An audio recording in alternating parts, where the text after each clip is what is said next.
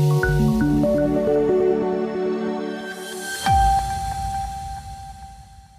संसद में विपक्ष के हंगामे पर बीजेपी एमपी शशांक मणि त्रिपाठी ने कहा, विपक्ष इसलिए निराश है क्योंकि बीजेपी ने बिहार चुनाव में 200 से ज्यादा सीटें जीती। भारत के लोग विकसित भारत चाहते हैं।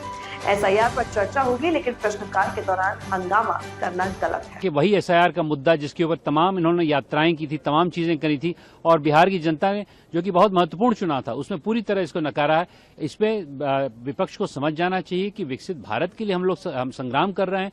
हमारे देशवासी चाहते हैं कि एक विकसित भारत बने, उसके लिए हर क्षण सदन का बहुत महत्वपूर्ण है।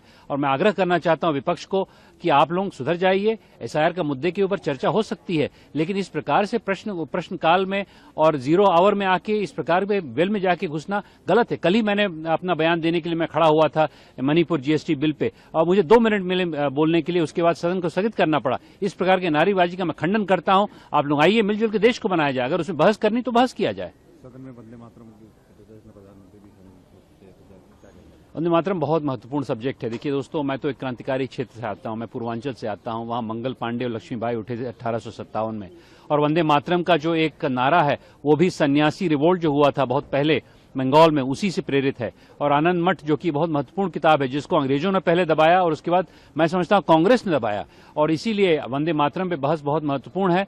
और इस पे जब बहस होगी तो असली क्रांति जो हमारे देश की है, छोटे गांव शहरों से निकल के आती है, जो आपने आनंद मठ में पढ़ा होगा, उस प्रकार की क्रांति को हम लोग उजागर करेंगे ताकि एक नई क्रांति आए। वो विकसित भारत की क्रांति है। अब किसी को भगाना नहीं है, किसी से लड़ना नहीं है। अब तो भुखमरी से लड़ना है, अब तो बेरोजगारी से लड़ना है, और इसके लिए हमें विकसित भारत का नारा लेके आगे बढ़ना पड़ेगा। अगले 20 साल में हम नए भारत का निर्माण करेंगे आदरणीय प्रधानमंत्री जी के नेतृत्व में, और इसके लिए वंदे मातरम का नारा एक बहुत प्रखर होगा।